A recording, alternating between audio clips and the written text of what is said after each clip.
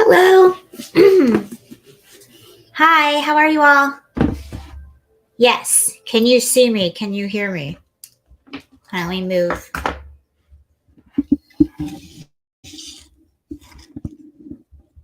How is the sound? Hello. Thank you for joining. All right, can everyone hear? Make sure the sound is good.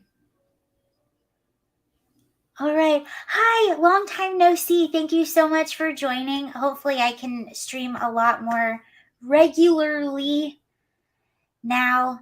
All right. Thank you. Still waiting for Star Raiders 2. My friend was the director, so I'll have to ask him if he's planning on a Star Raiders 2. That was a long time ago. He still never got it on the Sci-Fi Channel. He wanted it on the Sci-Fi Channel. Is the Sci-Fi Channel still a thing? Hello. I'll give everyone a second just to pop in. Thank you guys for joining. All right, so this should be a good stream. It's been pretty crazy recently, the news cycle. So I wanted to start out talking about San Francisco. Then we'll talk about Bud Light, geez Louise, Trump, and then Soros DAs, because there's a lot of interesting stuff happening there. So I'll go ahead and get started with San Francisco. So San Francisco has been in the news a lot recently. There was the recent high-profile death of Bob Lee. He's the founder of Cash App, and the circumstances surrounding his death were, in my opinion, they were pretty suspicious. There's a lot of questions, but also we do know that San Francisco in general is just ridden with crime. And Bob had a lot of friends in the tech industry that are pretty high up. And every single one of them came out immediately and condemned the crime in San Francisco, including Elon Musk was one of them, a few other guys. And this is his good friend, Jake Shields. And this is what Jake said. Jake said this today. And we'll go through some of the other things that are happening with San Francisco. So Jake Shields says, San Francisco in the past week closed Whole Foods because it's not safe for workers. I'll tell you that story. Starbucks are removing all tables to keep homeless out. Bob Lee was killed in front of a luxury condo. The fire chief was attacked and almost beaten to death by a homeless person. He goes on to say, did I miss anything? And he actually did. He also mentioned an incident that happened with Riley Gaines. If you follow Riley Gaines, she's the collegiate swimmer. She swam against Leah Thomas, lost against Leah Thomas, or tied with Leah Thomas, and she has been outspoken about keeping women's sports just for biological women. Well, she was giving a speech, I believe it was San Francisco, correct me if I'm wrong, it was San Francisco University, but it was a university in San Francisco where she was given this speech. After her speech, she was basically attacked by a mob, physically assaulted by a mob of radical trans activists. She was chased into into a room, and essentially she was stuck in that room for about 3 hours. The mob continued to stay outside, demanding money in order for her to exit. So this is San Francisco as well. Clearly, this is not a safe place. And this story just came out today about a Whole Foods. So this Whole Foods opened up just a year ago, right downtown in a big area with lots of foot traffic, and is already closing. Now, what's really interesting is you'll see a lot of these stories around a lot of liberal cities. You'll see a lot of major chain stores, Walgreens, Walmarts, Targets, and now Aldi's. They'll start closing down in these areas, and a lot of the residents are really confused They'll say, why is this store closing down? It's always crowded. The parking lot is always filled. Yet the reason that the business is giving is that they're just not meeting profitability. And again, it's leaving people confused because they're like, well, why is the store always filled? It's because theft. It's because of the theft in a lot of these areas. If people continue to steal your inventory, then you're not making profitability. You're eventually going to have to pull out. And but what's interesting is a lot of the stores, again, they will not admit that it's crime. They'll beat around the bush. But this Whole Foods actually just straight up said, yeah, it's crime. And this is what they said. They said, we are closing our Trinity location only for the time being, a Whole Foods spokesperson told the local outlet in a statement. If we feel we can ensure the safety of our team members in the store, we will evaluate a reopening of our Trinity location. It goes on to say the company said rampant drug use and growing crime led to this decision, a City Hall source told The Standard. So they're basically, I mean, it doesn't get any clearer than that. They are saying we are closing because of the crime, because of the deteriorating nature of the streets around us. And if you can ensure that we can keep our staff safe, then we'll reopen. But right now we can't do that. And if you're a business owner, you got to think about safety first, profitability second. Those are the two very important things. This also, I made a short about this a while back, but this is pretty fascinating. And the reason San Francisco is fascinating is because they were one of the main cities that has the woke city council, the woke board of supervisors that wanted to defund their police. And one of the main proponents of defund the police was this person named Hillary Ronen. And you can see Hillary Ronen, think about this state right now of San Francisco and all the complaints that you're hearing.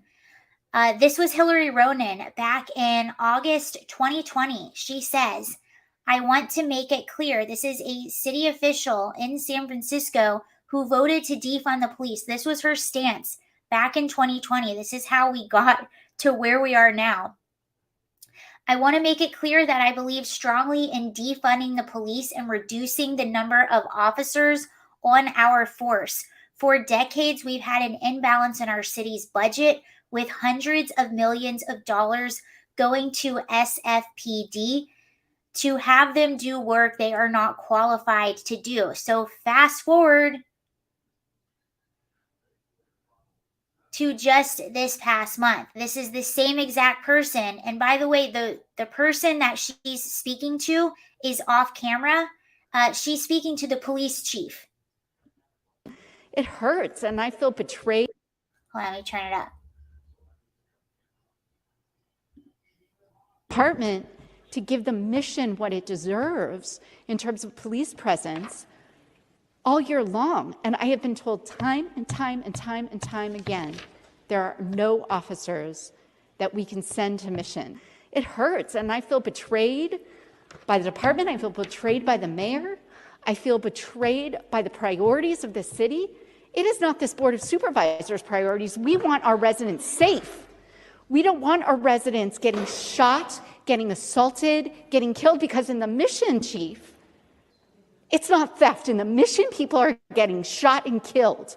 In the mission, people are getting beat up. In the mission, people are dying. I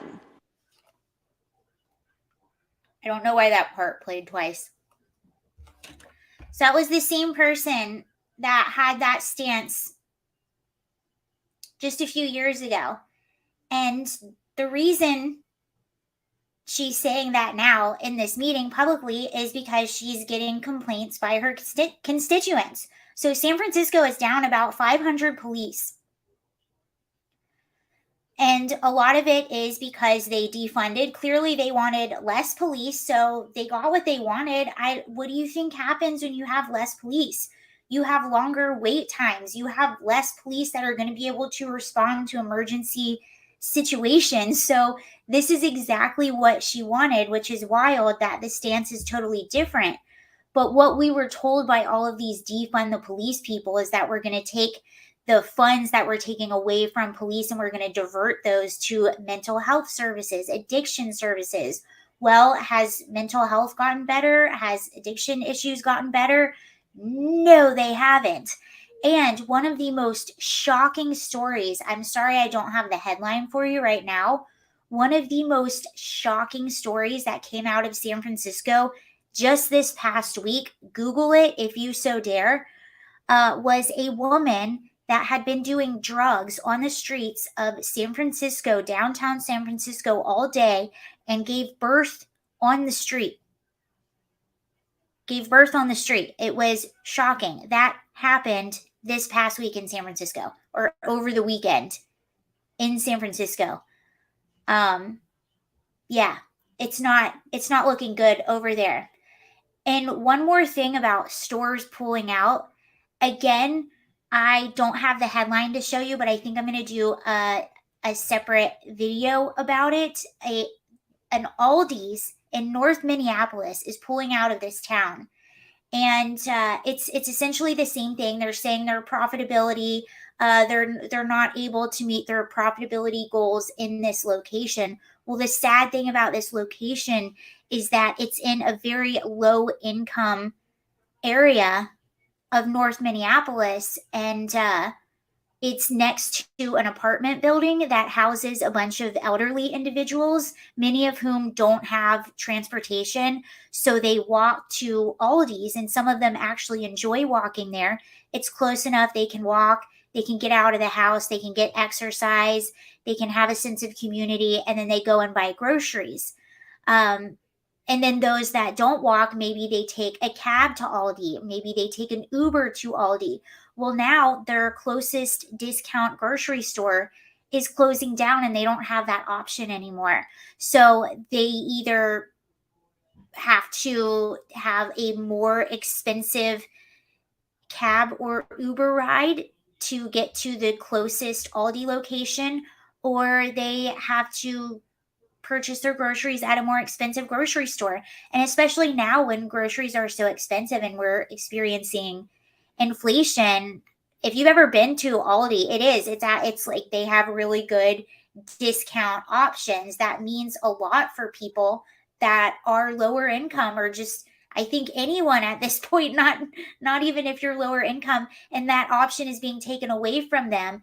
And it's theft, because it's the same thing. All the people in the neighborhood, they're like, wait a second, the parking lot's always filled. There's always people there. What do you mean they're not making profits? Well, Aldi is the third fastest growing grocer in the United States. So they're not going to put up with having their stock continuously being stolen. If a store's not making profit, they're going to pull out. And I'm jumping a little bit, but I'll close it out by saying one more thing. The new mayor of Chicago, a lot of businesses have pulled out of downtown Chicago as well. And the new mayor of Chicago, we were all excited that Larry Lightfoot, that Lori Lightfoot got voted out. Well, they actually elected in another mayor that is essentially a lot more progressive than Lori Lightfoot, and was a proponent of defund the police, and actually recently said in an interview after he was elected in that it's essentially business's fault that people loot. So that's going to go over really well for Chicago. And again, the people that suffer the most from these policies are people that are lower income or elderly, or people that need other assistance, that rely on those stores being close by. Ugh. Anywho, so that's San Francisco. And about Bob Lee. So this case, Bob Lee, is really interesting. This is the founder of Cash App, and the details around this. So Lee was stabbed last week while visiting San Francisco. So he actually moved out of San Francisco and was living in Miami. He was there for just a few days, I believe, doing business. And what's really interesting about his situation is he was spotted on camera at about 2:30 a.m. in the morning, which that's not saying it's his fault that he was out there or what was he doing out there, but that's just an interesting detail. And they haven't released any CCTV footage of the incident. Usually that's released right away. You see after, but you don't see. So they haven't caught anyone yet. But regardless of the details that raise questions, all in all, San Francisco is just a hellscape. And it's really sad. Don't say its name 3 times in a row. Beetlejuice, ah! Don't say it. All right, let's talk about Budweiser. Budweiser. I think that was everything I wanted to say about San Francisco as far as right now. Budweiser. All right, so you all heard the controversy of Bud Light and Anheuser-Busch and why everyone wants to boycott. When I first heard about this whole thing, I did not want to pay any attention to it, to be honest. It's getting to the point. So what had happened with Bud Light is they essentially, I guess, partnered with Dylan Mulvaney, who we all know who Dylan Mulvaney is. He's a super controversial character who, in my opinion, is offensive to women, is offensive to the trans community, is just, to me, just a narcissistic sociopath who really wants attention and wants to be famous. And it's like the virtue signaling left uses him for their virtue signaling points. And then it's like the right uses him for like outrage. And it's just all a big mess. And it is offensive and it is worth criticism, but it's also like, I'm just tired of all of it. Anywho, but what I do want to look at with this whole situation is Bud Light, because I think it's really interesting. Bud Light and why they would use Dylan Mulvaney in an ad and sort of the backlash that's happening because of it. It was also getting to the point too with the get woke, go broke thing. Like, yeah, that matters, but usually it's kind of the same thing with the cancel mob. When you try to cancel someone, yeah, it might suck for a minute, but a lot of times the person will get even more popular. And sometimes I think it's the same with get woke, go broke. Sometimes the boycotts work, but sometimes it's what you'll see is, yeah, the stock or the value will dip or sales will dip for a little bit, but then eventually they just go back up to normal. So again, that's why I really didn't want to pay too much attention to the Bud Light thing, but it actually seems like it kind of made a bit of a dent.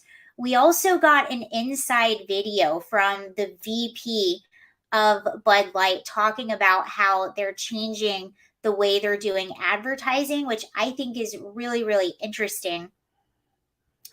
I'm going to play the Bud Light VP interview right now. And someone said ESG enforcement by way of BlackRock.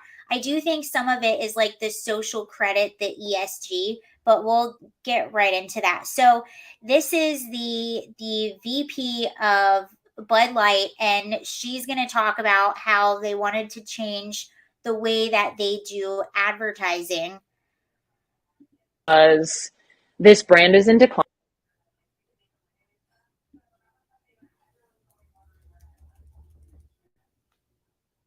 This woman, I had a really clear job to do when I took over. Sorry. This woman, I had a really clear job to do when I took over Bud Light. And it was, this brand is in decline. It's been in decline for a really long time.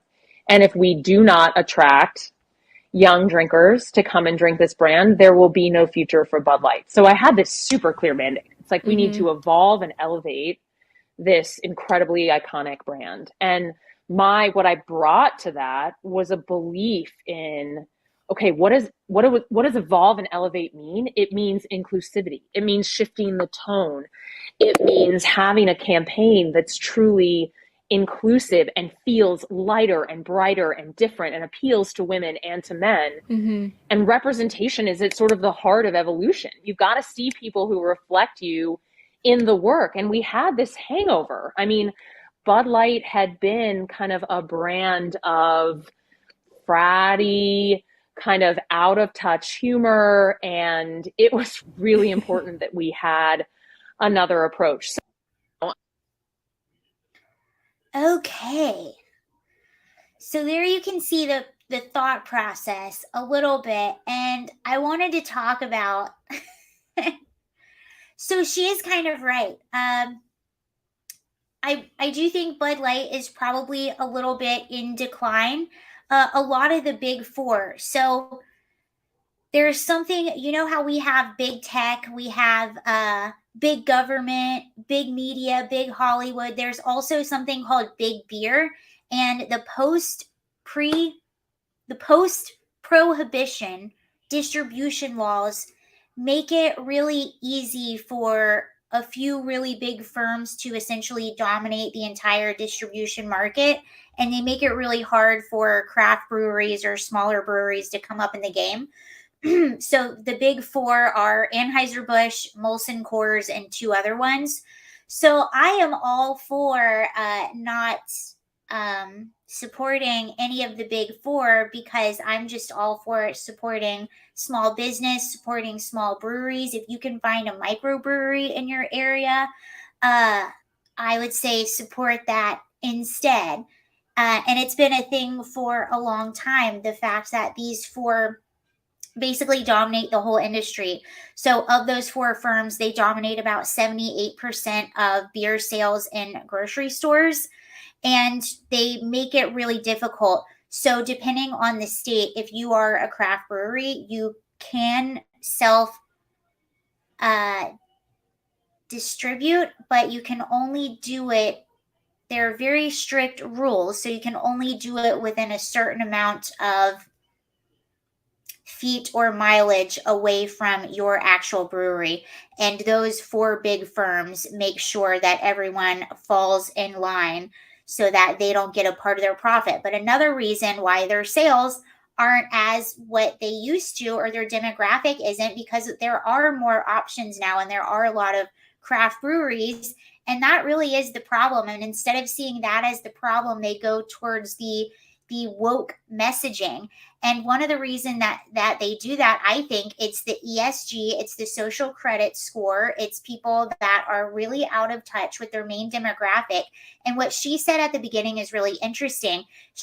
What she said at the end is really interesting. She said, we want to get away from that fratty type of advertising.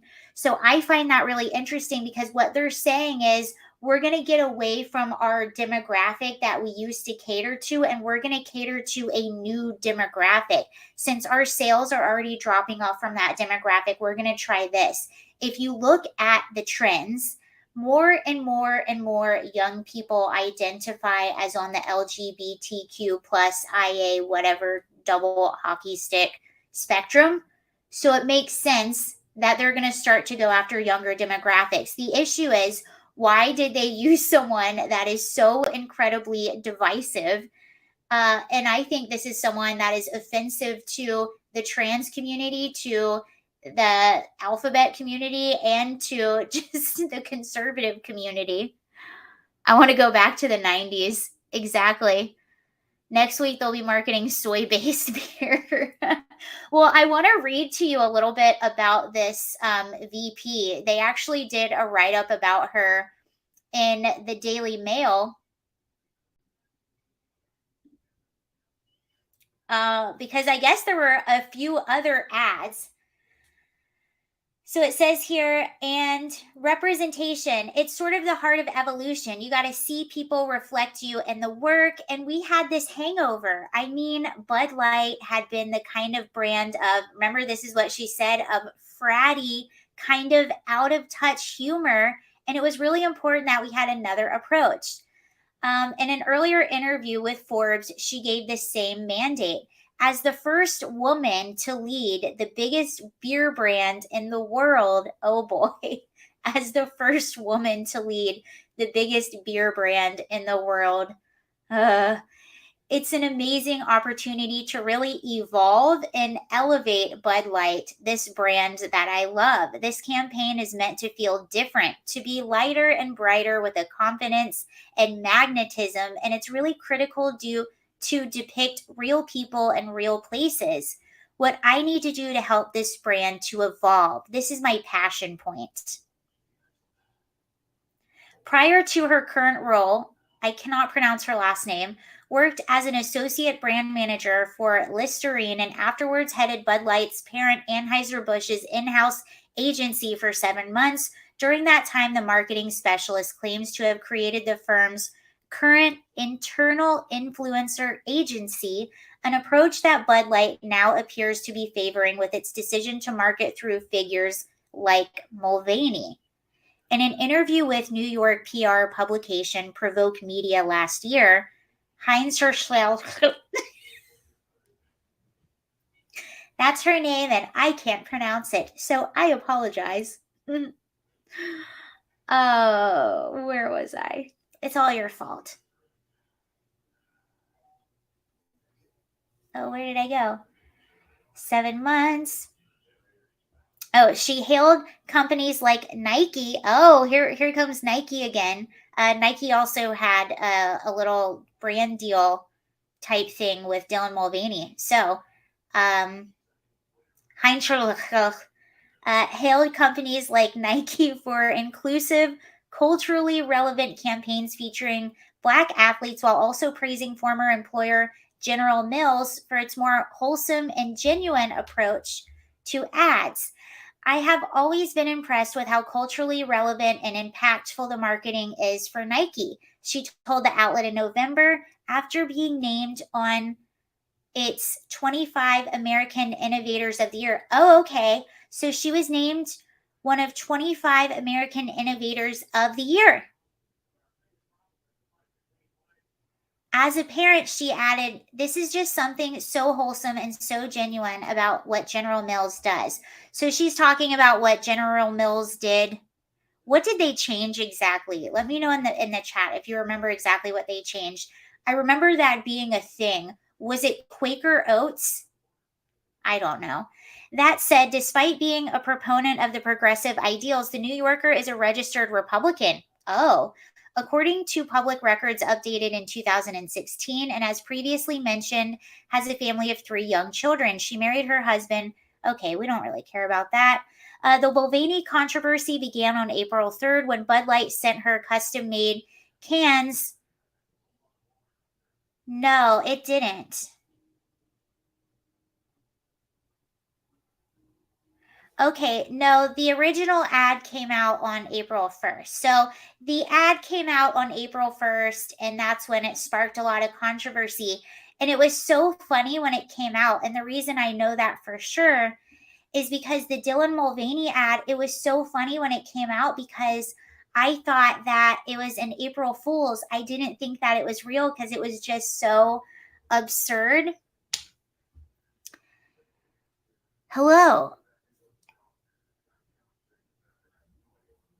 That, yeah, and I remember that being a thing. So this is what they're doing. Again, this is just where it feels disingenuous as well because Dylan Mulvaney is a very polarizing person.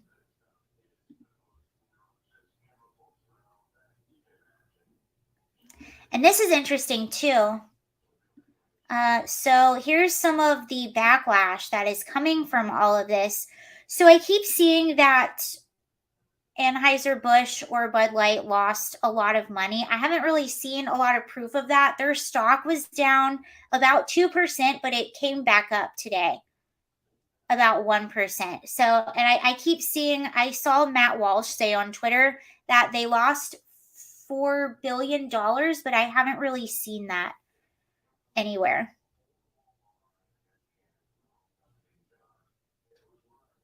Yeah, and that was my criticism too, And I'm talking about it now because I think that the Bud Light aspect of this is rather interesting. But that was my criticism. I'm like, and that's why at first I didn't want to talk about this, because the Dylan aspect of this, I hear more from conservatives about Dylan than I do anyone else. And I see more about this person than I see anyone else. And it's like, all Dylan has to do is post a 20-second video, and it's like every conservative commentator is commenting on it. And I get it. I get why it's worth the criticism.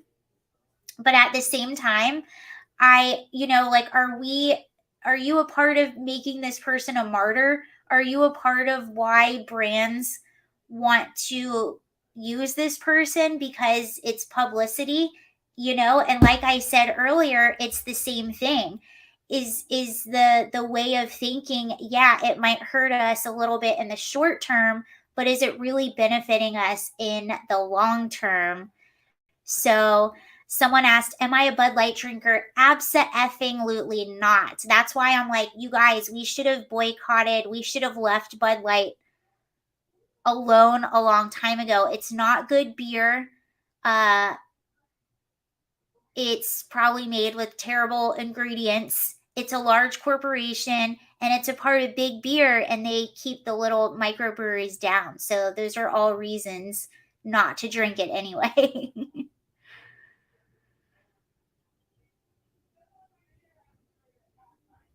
Oh, wow. So James Hicks says, my brother, hold on, let me put this up here.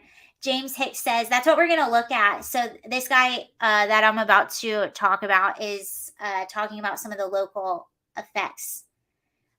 So James says, my brother lives in Branson and is a karaoke regular at a lot of places. He said the club owners say they've gone from selling over 1,000 buds a night to maybe a dozen. Interesting.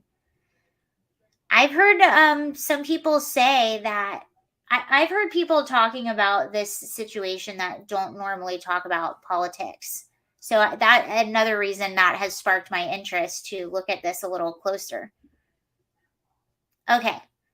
So let's look at what this guy says. Bud Light suffers bloodbath as longtime and loyal consumers revolt against the campaign. Okay. So this guy, Beer Business Daily publisher Harry Shoemaker, told Fox News Digital that this is the biggest controversy he has ever seen. That's very interesting. All right, he says consumers nationwide revolted. Well, he didn't say this. Fox said this. We'll get to his quote in a minute. I got too excited. Consumers nationwide revolted against the nation's top-selling beer brand after it stepped recklessly into the culture wars last week with its new spokesperson, transgender TikTok star Dylan Mulvaney, according to bar owners and beer industry experts around the country. I think society flexes its muscles sometimes and reminds manufacturers that the consumer is still in charge. Jeff Fitter, owner of Case and Bucks, a restaurant and sports bar in Bambart, Missouri. In Bud Light's effort to be inclusive, they excluded almost everybody else, including their traditional audience. He cited sports fans, working people, and women as loyal Bud Light consumers, the brand suddenly excluded in its race to go woke. Bud Light maker Anheuser-Busch is headquartered in nearby St. Louis, but even Fitter's Bar witnessed a catastrophic decrease in sales of the hometown suds among loyal and local consumers this week. Sales of Anheuser-Busch products dropped 30% over the past week, while draft beer plummeted 50%, the owner said. Wow. Similar stories are found around the country. Bud Light normally outsells rival product Miller Lite and Coors Light 25-1 at Braintree Brewhouse in Massachusetts, a sprawling sports bar just outside of Boston. Not this week. 80% of Bud Light drinkers ordered something else this week. Brewhouse owner Alex Casares said, while the 20% who did order Bud Light weren't on social media and hadn't heard yet, about this new transgender pitch person. They didn't order it again after the other patrons told them about the Bud Light marketing misfire. One pub in Hell's Kitchen, a New York City neighborhood known for its large and vocal gay community, reported that Bud Light draft sales dropped 58% this week, while Bud Light bottle sales were down 70%. Bud Light's decision to dive into culture wars was a bad decision that defied virtually every rule in building brands and marketing, a national beer industry analyst told Fox Business. He cited a nightmare scenario for Bud Light sales reps in Texas, where the beer brand has for years has sponsored a large weekly dart league with 100 plus players each Thursday night. The bar typically sells 3 kegs of Bud Light at the event, a total of 495 12-ounce pours. The bar sold only 12-ounce Bud Light bottles this week, as far as dart players held a mass protest against their league sponsor. They've already done enough damage in 1 week to disrupt a year-long sales projections. You don't just make up those sales. People aren't going to drink twice as much Bud Light the following weekend to recover the lost business. For a brand as large as Bud Light, the public relations calamity already presents millions of lost dollars, even as consumers' revolt ends tomorrow. Even if the revolt ends tomorrow, Bud Light is famous for hiring the best marketing people in the business, the national sales rep said, but this time they hired the wrong person. Bud Light Vice President of Marketing, Alyssa, said she was inspired to update the fratty and out-of-touch humor of the beer community and promote inclusivity. You know what's so funny? I do remember, I never did it, but I remember girls that they used to be, they were Bud Light reps, and they would hire really attractive women to go into bars, and they would sort of have a bar tab, and they would go and buy people Bud Lights, like just bottles of Bud Lights. They would hand out Bud Light merch, and yeah, they were just really attractive, like women to go into the bars because that was the brand. Interesting. So, that's one of those boycotts. Maybe it'll make a dent. Maybe it'll stick, but people have to stick to it and not buy that beer. I'm all for it. I'm not a fan of Bud Light anyway. I told you why. So I'm okay with them being boycotted. I don't think that's a bad thing.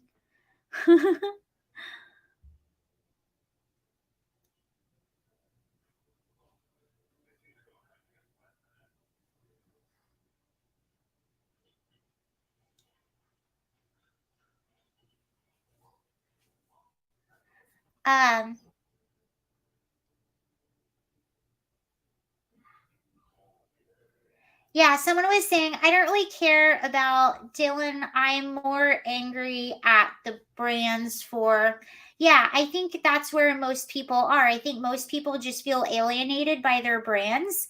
And I don't even think this person is, in my opinion, a good representation of even the alphabet community. I just find this to be just all around. And I've lived in Los Angeles. I was an auditioning actress, so this isn't anything new to me. You meet a certain kind of person that just wants fame and will do anything. And I think, Dylan found something that took off and worked. And, all the desperate to be woke and to get their ESG social credit points corporations found someone that was willing to be that person. All right, let's talk about Trump. So, Trump we all know he got indicted, and we're going to look more into that in just a second because I'm going to talk about Alvin Bragg. So, Trump was indicted the other week. He was booked and sat in a courtroom for a few minutes and then went back to Mar-a-Lago. I believe he's going to have court again soon. We finally saw the official indictment, and I don't have it right here, but I'm sure a lot of you looked through it or at least heard about what it was. what was it, about 35 charges, but they're what they call stack charges. So it's essentially just the same charge over and over and over again. But sorry. But it goes on. It never actually listed an actual crime. So we still don't know what the actual original crime was, or if there was one, because it wasn't listed.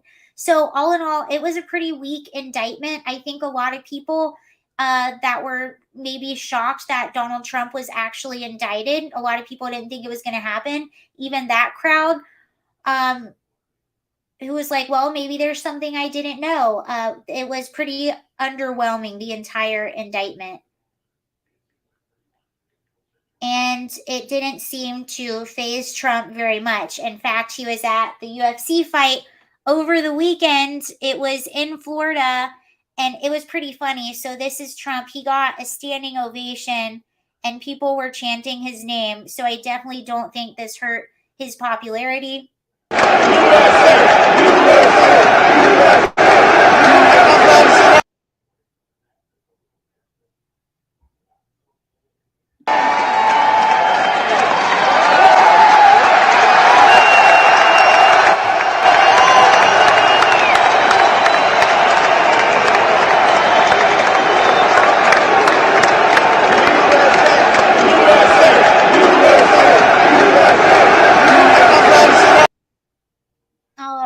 And then I'm sure you guys saw this picture. Like, what a bunch. So you have Mike Tyson, you have Kid Rock, you have Donald Trump, and you have Dana White. So there you have it. By the way, I discovered something recently. I wish I had it to show you. Did you know that Mike Tyson has a brand of edibles, like marijuana, like gummy edibles? He has a brand of edibles that he sells, and they're called Mike Bites. Okay? And on the packaging, it's a picture of an ear with a little bite taken out of it. And each individual gummy is a little ear with a bite taken out of it. That is some marketing right there.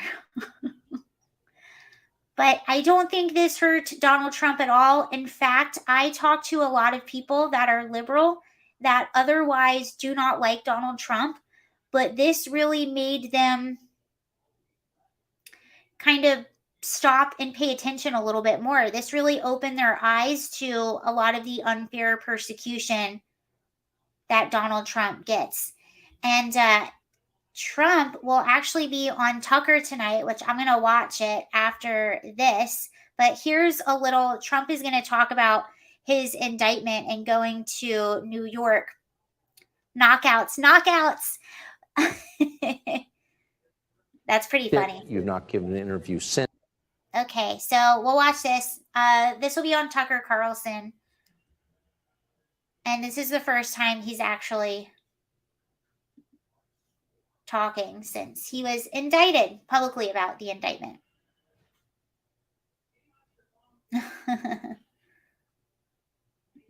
Last week you were in New York for this arraignment. The world watched it. You've not given an interview since. You were there, I think, 57 minutes. Tell us from your perspective what that was like. They were incredible. When I went to the courthouse, which is also a prison in a sense, they signed me in. And I'll tell you, people were crying. People that work there, professionally work there, that have no problems putting in murderers, and they see everybody. It's tough place. And they were crying. They were actually crying. They said, I'm sorry. Last week. That was my phone. Yeah, so I'll be interested to see his interview. Whoop! Hello? I moved my... Okay, there I go. Sorry. I knocked over my microphone. So Alvin Bragg is the district attorney that indicted Trump, and because of Alvin Bragg's history, it just looked even more like this was completely partisan and a total political hit job.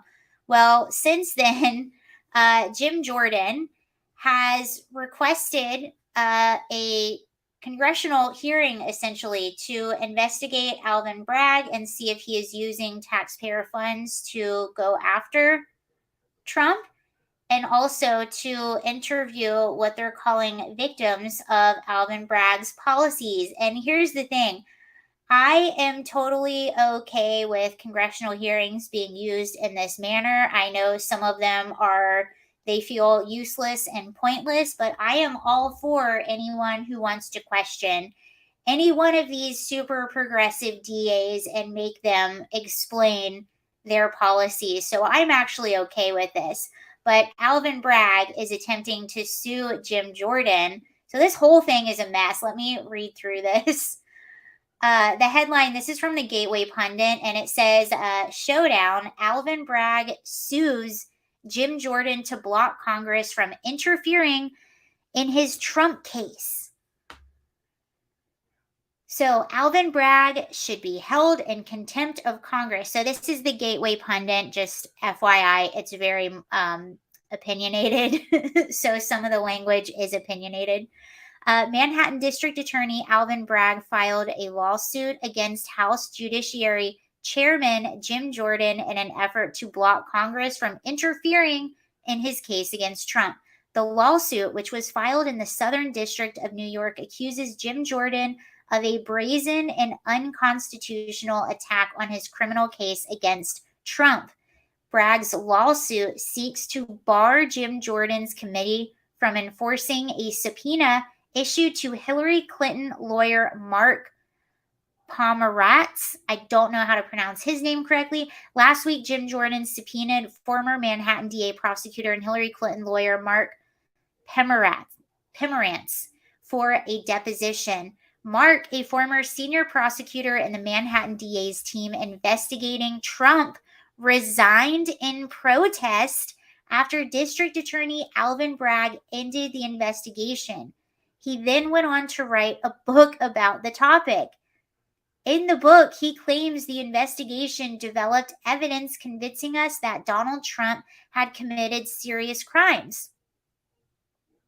Jim Jordan summoned Mark Pomerantz for a closed-door deposition April 20th, according to the subpoena reviewed by the reporter.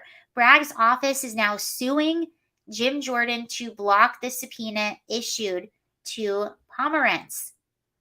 The New York Times reported the Manhattan District Attorney on Tuesday sued Representative Jim Jordan of Ohio in an extraordinary step intended to keep congressional Republicans from interfering in the office's criminal case against former President Donald J. Trump. The 50-page suit filed in federal court in the Southern District of New York accuses Mr. Jordan of a brazen and unconstitutional attack on the prosecution of Mr. Trump and a transparent campaign to intimidate and attack the District Attorney Alvin Bragg. Mr. Bragg last week unveiled 34 felony charges against, it was 34, not 35. 34 felony charges against Mr. Trump that stem from the former president's attempt to cover up a potential sex scandal during and after the 2016 presidential campaign. Lawyers for Mr. Bragg are seeking to bar Mr. Jordan and his congressional allies from enforcing a subpoena sent to Mark Pomerantz, who was once a leader of the district attorney's Trump investigation and who later wrote a book about that experience. Mr. Pomerantz resigned early last year after Mr. Bragg, just weeks into his first term in office, decided not to seek an indictment of Trump at that time. Interesting. So it seems as though this lawyer quit in protest that Alvin Bragg stopped pursuing charges at that time. Bragg told reporters he doesn't have to tell anyone what the underlying felony is. Remember, I told you there was an underlying felony that all the other charge hinged on, but we don't know what it is. He just allowed the charge Trump with 34 felonies without explaining what the underlying offense was. Jim Jordan responded on Tuesday afternoon. So Jim Jordan is now responding to the lawsuit from Alvin Bragg. And he says, first, they indict a president for no crime. Then they sue to block congressional oversight when we ask questions about the federal funds they say they used to do it.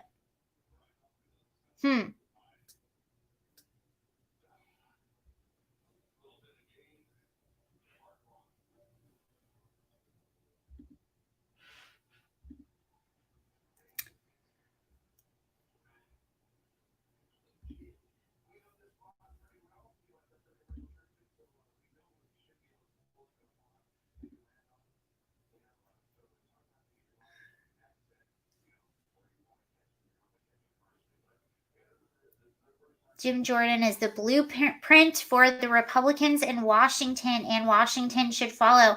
You know, it's funny. A lot of people are accusing Jim Jordan and Republicans in general, now that they have a little bit more power, they're accusing them of weaponizing these hearings.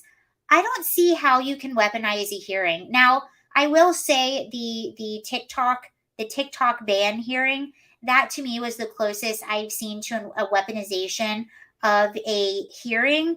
But even so, even though it was very biased, even though they were very unfair to the TikTok CEO, it exposed their bias. So in a sense, essentially, they weaponized it against themselves, because what's the sunlight is the best disinfectant. So I think anytime you're having a hearing, anytime you're talking about things and asking questions, so I don't mind them holding these hearings. And by the way, what this hearing that Jim Jordan was going to do, let me explain it a little bit further, because it was going to do more than just look into the investigation into Trump. So this is out of the New York Post, and it says House panel to examine victims of Bragg policies as GOP casts doubt on NYC prosecutor who took on Trump. So the House Judiciary Committee will hear from victims of Manhattan District Attorney Alvin Bragg's policies during a hearing in New York next week, escalating a confrontation with the progressive prosecutor over his unprecedented criminal case against former President Donald Trump. The field hearing will be held at 9 a.m. Monday, April 17th at the Jacob Javits Federal Building, just blocks from Bragg's Lower Manhattan office and the courthouse where Trump was arraigned on 34 felony counts of falsifying business records last week. A source told the Post that the hearing will examine New York's rampant crime and victims of Alvin Bragg. Republicans have slammed Bragg as being soft on conventional crime while embracing a novel legal theory to bring the first ever criminal case against an ex-president. And this is the thing. If Alvin Bragg was, and this is what's opening a lot of eyes from independents with all of this too. If Alvin Bragg was tough on all crime, if New York City was super duper safe, and he was doing everything he possibly could to stop crime in New York City, I think that you could maybe have an argument for wanting to go after Trump. I'm saying you could maybe have an argument for going after Donald Trump if you were just tough on crime and you just go after all the criminals. But when you let violent offenders off, when you are lowering felonies to misdemeanors in crime against innocent citizens, then there's something going on there that I think deserves to be looked at, and I think you deserve to be questioned.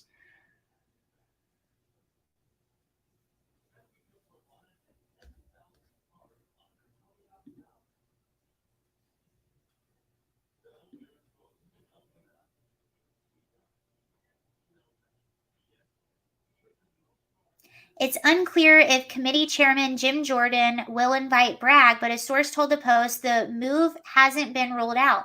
The source said that the victims of Bragg's failure to prosecute are expected to be witnesses. See, that's what I want to see. Though they were not immediately able to share the expected witness list. Before pursuing the indictment against Trump, Bragg, an elected Democrat, downgraded the severity of charges against many offenders. From January 1st, 2022, when he took office through late November, Bragg downgraded 52% of felony cases to misdemeanors. That's the thing. Maybe if he didn't downgrade 52% of felony cases down to misdemeanors, maybe this wouldn't look so biased. When felony charges were brought, his office won conviction just 51% of the time. Both percentages were lower than in comparable recent years. Bragg also took heat last year for charging bodega clerk Jose Alba, then 61 years old, with second-degree murder after the worker fatally stabbed an ex-con who attacked him inside the store. Bragg's office dropped the case in July, but only after a national outcry. I believe Tucker was covering that story a lot. Bragg has refused to comply with document requests from 3 House committees relating to the politically motivated Trump case, including regarding interactions with the Justice Department, with the DA describing the request as improper meddling in a criminal matter, and as one of his aides even hanging up on a Judiciary Committee staffer, telling them to stop calling us with this BS.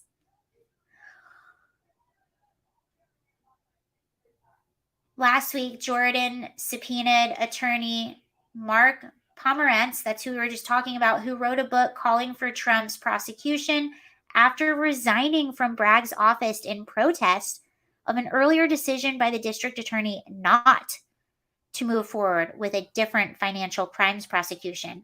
So that's really interesting. I want to know what that was about. Well, I guess he has a book about it. I wasn't expecting that.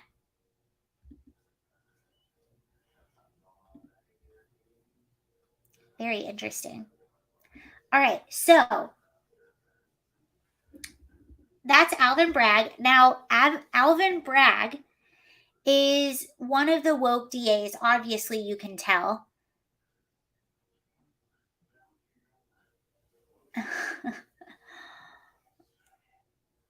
Did I hear AOC saying to ignore court rulings on abortion pill? No, I didn't. I'll have to look at that. So these district attorneys, Alvin Bragg is one of them. He's one of the George Soros-funded district attorneys. And it's really funny because you'll see on a lot of liberal media saying how Republicans fearmonger about George Soros and George Soros-funded district attorneys. And Alvin Bragg is one of them that took funding from George Soros. Well, what was really funny is that George Soros actually came out and said, wait a second, I've never even met Alvin Bragg. Well, that's really not how it works. Okay, so he didn't technically meet Alvin Bragg face to face, but he did donate to him. And this is really, really fascinating. So this was on Vice News in 2017, and it actually talks about how George Soros funds a lot of these local district attorney races. Now, obviously, there's a lot more district attorneys under George Soros now. This is back in 2017, but it will tell you how this is happening and why it's so bad and how this can have a major, major effect on public safety and on our criminal justice system. So let's watch. Fox and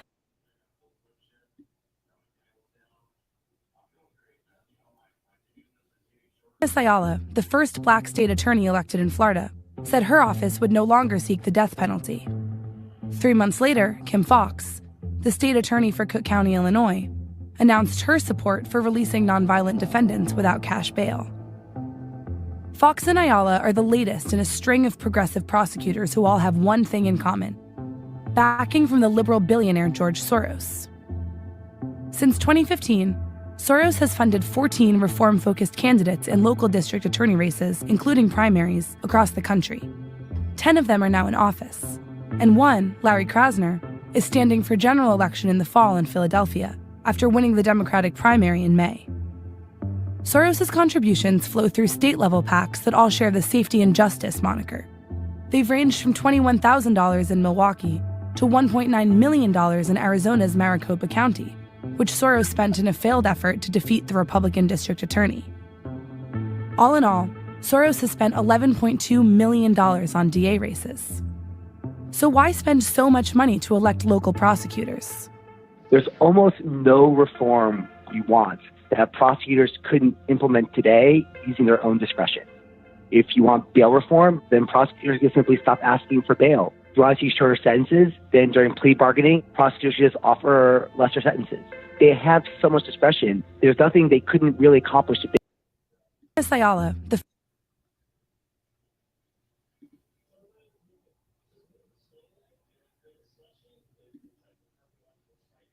Thank you, MacGyver, very much for that super chat. But I find this so interesting how they put it this way. I've never seen it put so clearly, but they're totally right. The district attorney is such a powerful piece of the criminal justice system because they can essentially pass criminal justice reform, bail reform, all of that by simply not asking for it. They don't have to put any of this stuff through legislation, which is typically how this happens. Now, let me give you a really, really good example of this. Back in 2020, in California, where George Gascon was elected, we had, for the state of California, there was a ballot measure, and that we got to vote on this piece of legislation, and that was for the California as a state to have zero cash bail. Well, it was voted no, and it was not even a really close vote. The citizens of California voted to no. They wanted cash bail. They did not want to get rid of cash bail. Well, George Gascon gets elected in Los Angeles, and even though technically, California, Los Angeles is, a county within California, so I think it's fair to say, like, if you put all the averages together, that the majority of people in Los Angeles voted to keep cash bail. They did not want to get rid of cash bail. Well, George Soros gets elected, and he sends out a directive day one. 5 minutes after being sworn in, he sends out a directive to his staff telling them not to pursue cash bail. So he essentially got rid of cash bail as soon as he was elected without having to go through legislators. So that's exactly what they're talking about. And I'm so glad they put it that way. And I'm actually shocked that this is on Vice News. But they're right. If you want bail reform, then prosecutors can simply stop asking for bail. If you want criminal justice reform, then prosecutors can simply just stop prosecuting crimes. It's really genius. It's really disturbingly genius why George Soros would go after local prosecutors, and you can do it in a way that people won't even realize what's happening right away. Like the voters of Los Angeles, they thought they were voting for common sense criminal justice reform, but they were voting for an extreme radical social experiment, which is, if you listen to George Soros, that's essentially what he says he does. He likes experimenting on things, and he does not care about the social implications. He has said this. This is why he's not allowed to do investments in certain companies, because he would do all these things to really shake up markets, which would really impact a lot of people in a negative way, but he didn't care. He was just playing. And that's how he rolls. Yo. It is, though. That's exactly how he rolls. Hello.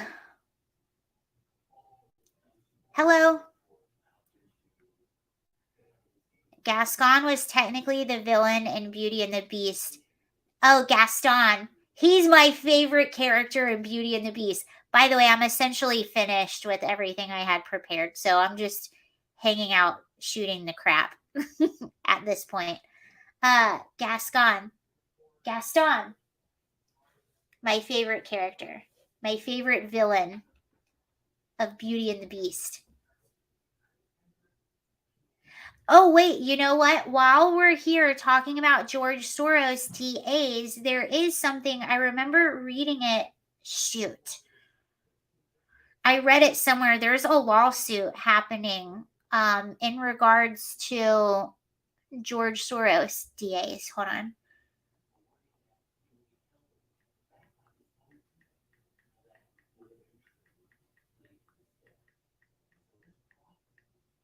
See if I can find it.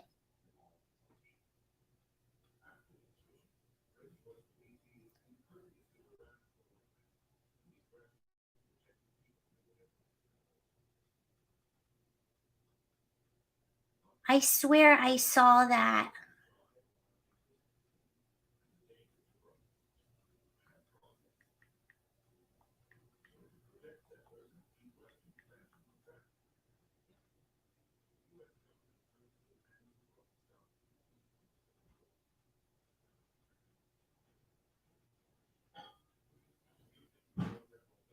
Maybe I didn't. So Soros is a beast. Okay, I'm going to have to get back to you on that one. I really thought that I saw there was some attorney general.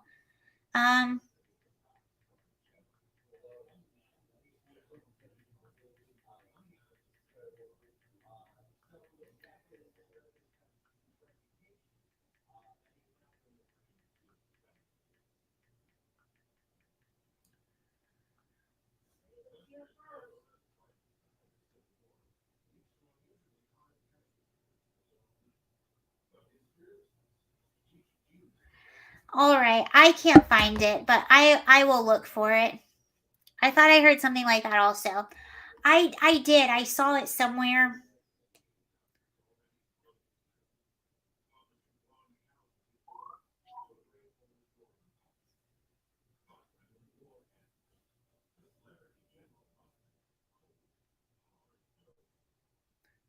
Well, all right, I'll get back to you on that.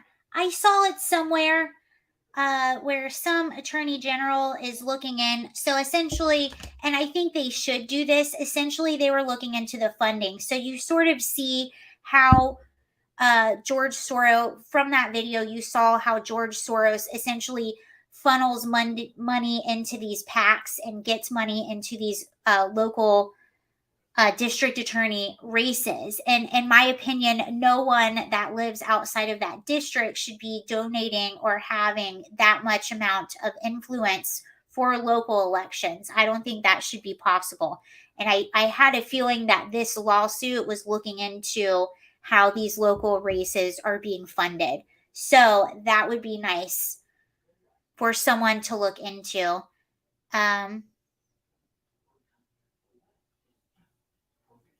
Yeah, it's essentially playing Monopoly, and I feel like if you don't live in that area, you shouldn't be able to play Monopoly. All right, you all. Well, thank you so much for joining. I'll be live again tomorrow. I just don't know what time. I'm able to be live and have more action on my YouTube channel. So I apologize that I haven't been around too much. So, or you can cover it tonight at 11 playing. Oh, Eva, she's outside. It's warm out, and Eva has been chasing mice. So she might be outside chasing a mouse right now. But thank you again for joining. I'll see you all later. Have a good night. I'll write on my community page when I'll be live again tomorrow. But bye. Have a good evening. Thank you. See you later. Bye, you guys. Thank you very much. Bye, guys.